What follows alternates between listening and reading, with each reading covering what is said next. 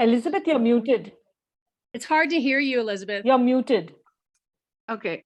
Yes. Hi, this is Elizabeth Clare Brewington, and I'm the host for Brightside Global Trade TV, our podcast. And thank you, Ramona, for moderating us. And we've had a wonderful day with lovely authors, and I'll make sure that you have the reading list as well as the reviews and the links to where you can get these books from.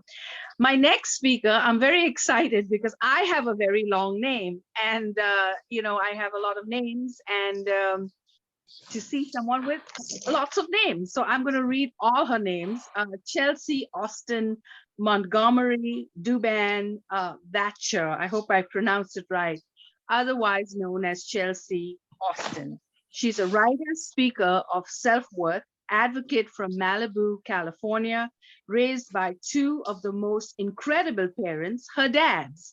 Chelsea has taken her story from being raised by two gay men and used it as a platform to spread love, and has been a great advocate for LGBTQ. She is a girl with 5 names, and she has a podcast, Worthiness Warriors, and does numerous speaking engagements. So Chelsea, we're so thrilled. And her book is Inexplicably Me. I really love the book. So tell us all about it. Thank you so much, Elizabeth, for saying all the names. Usually I get 1 or 2, but all 5. I'm very impressed and I'm very grateful. And yes, this is my book, Inexplicably Me, which is also a hard word to say. So I catch people all the time with complicated words.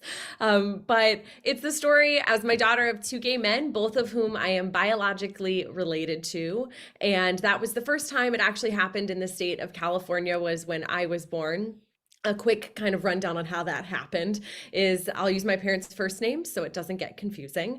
They used Kevin, my dad's sperm, and Dennis, my daddy's sister's egg, and then my cousin carried me. So to say it's all in the family, it's a whole new meaning to that. And when I was born, my daddy, Dennis, had to do a single parent adoption in order for both of my parents to be on my birth certificate as parent and parent. And that was the first time that happened in California. And they had to actually go through the full adoption process, even though I was already their child, which was a lot of work. And my book is really about how we are all so much more similar than we are different. And I feel really honored to be included in this group of amazing authors. I've lived a short 29 years on this planet. And in those 29 years, though, a lot's happened.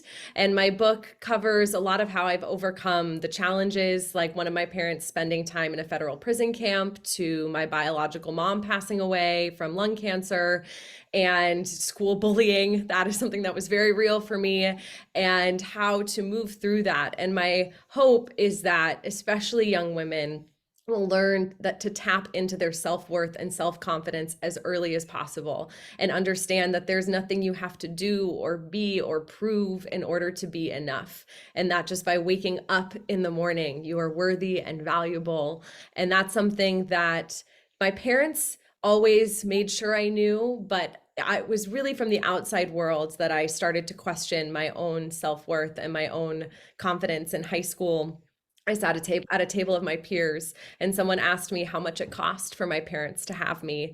And I responded, I don't know, but I guess it was expensive, which was the truth.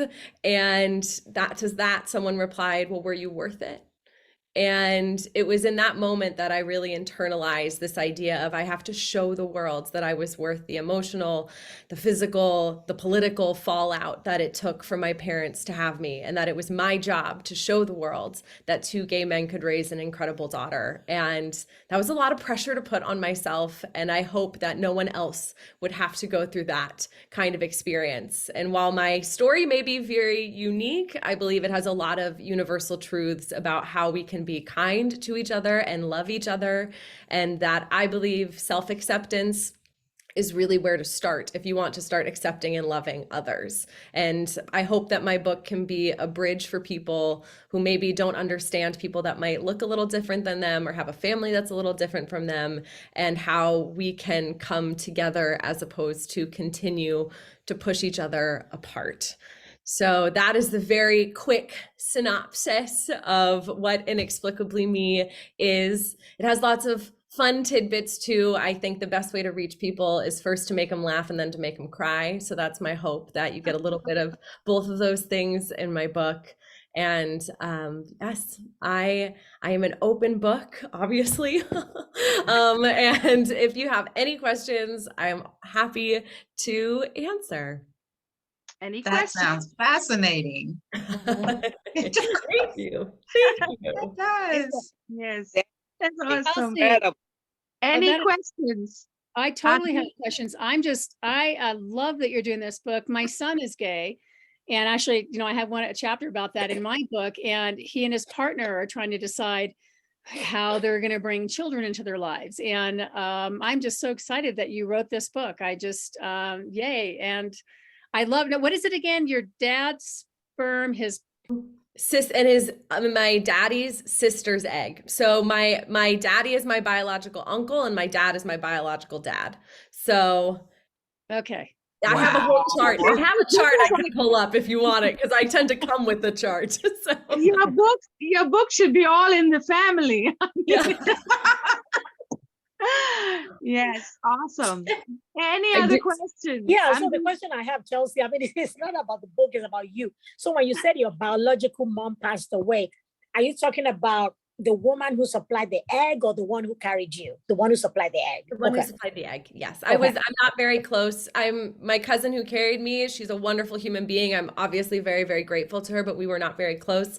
However, my auntie, the one who donated the egg, she and I were very, very tight. Very Oh, I actually Oh. lived 7 blocks away from her. We moved in and then she passed away about 2 months later. So we oh, were, wow. yeah. Okay, okay. Thank you. Yeah.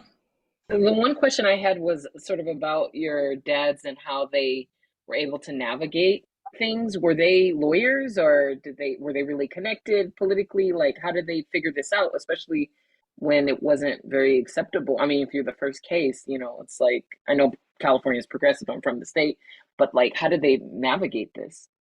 That's a great question. They hired a lot of lawyers. They're definitely not lawyers. But they decided they wanted to have a child. And then for them, it was really important that I was related to both of them. It wasn't that adoption would be a beautiful option, but for them, they wanted me to be related to them. So they actually just tried to figure out how could we do it that would keep it in the family. And my daddy's sister and my daddy are very, very close. My dad's sister is not so okay with the whole my parents being gay thing. So we knew she probably wouldn't donate an egg, which made it pretty easy then to say, okay, we're going to pull the egg from this side and the sperm from this side. And then they went to a lawyer to say, how do we get both of our names on her birth certificate? Because it would have been a really scary thing if something happened to one of my parents and the other one wasn't automatically able to take care of me because they're my parents. So Right. that's everybody had to get a lawyer. Everyone before they went through the process had to have psychological checks, background checks, everything. It was a very long process and 3 attempts. But then finally I Here popped you out. are. It definitely took a village. I think I've ever heard a story like this. No.